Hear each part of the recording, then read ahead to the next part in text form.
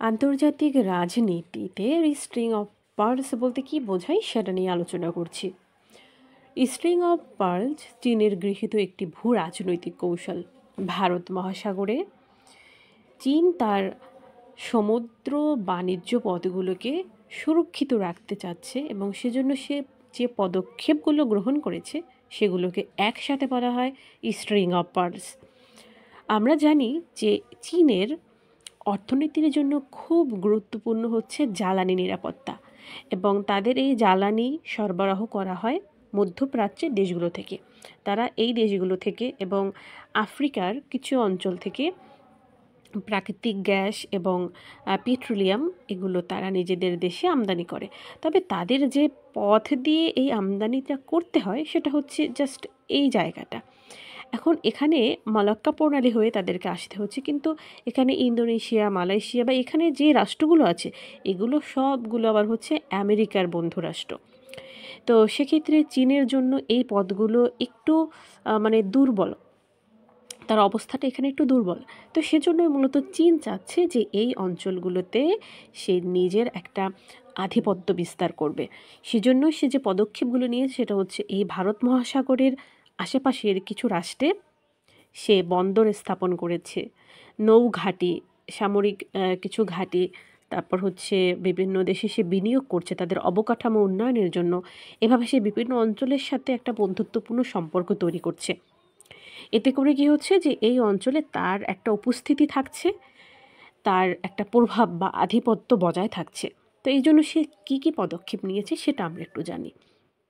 প্রথমত, চীন এখানে মিয়ানমারে বন্দর স্থাপন করেছে।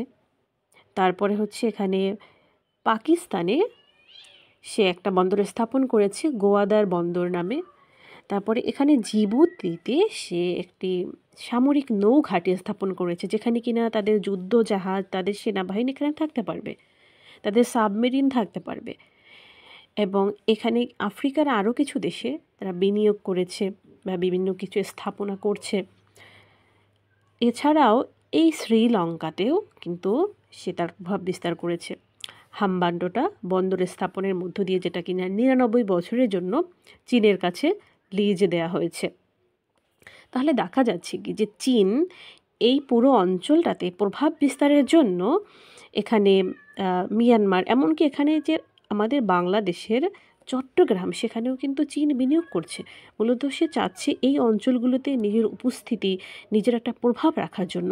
তাহলে এই দুটো অঞ্চল, এখানে শ্রীলঙ্কা, এরপরে এখানে পাকিস্তানের গোয়াদার বন্দর, জিবুতিতে এখানে তার সামরিক ঘাঁটি, তো এগুলোর মধ্য দিয়ে এখানে তার একটা প্রভাব বিস্তার এভাবে হচ্ছে।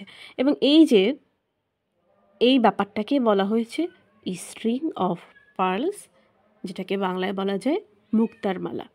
অর্থাৎ তার এই কাজগুলোকে আমরা যদি এভাবে ডটগুলোকে যদি কানেক্ট করি তাহলে দেখা যাবে একটা মালা এর মতো আকৃতি হয়, একটা মুক্তার মালা এর মতো একটা আকৃতি হয়। তো এটার মধ্য দিয়ে মূলত সে কিন্তু ভারতকে ঘিরে ফেলেছে। ভারতের চারদিকে সে তার উপস্থিতি বজায় রাখছে, প্রভাব বজায় রাখছে, ভারতকে ঘিরে ফেলেছে, এবং ভারতের জন্য এটা একটা উদ্বেগের বিষয় হয়ে দাঁড়িয়েছে। তো মূলত এভাবেই চীন তার এই যে সামুদ্রিক পথ এটাকে নিরাপদ রাখতে, সুরক্ষিত রাখতে চেষ্টা করছে। হ্যাঁ, এখানে তার প্রভাব এবং আধিপত্য বিস্তারের প্রচেষ্টার মধ্য দিয়ে। তো এটাই হচ্ছে মূলত স্ট্রিং অফ পার্লস।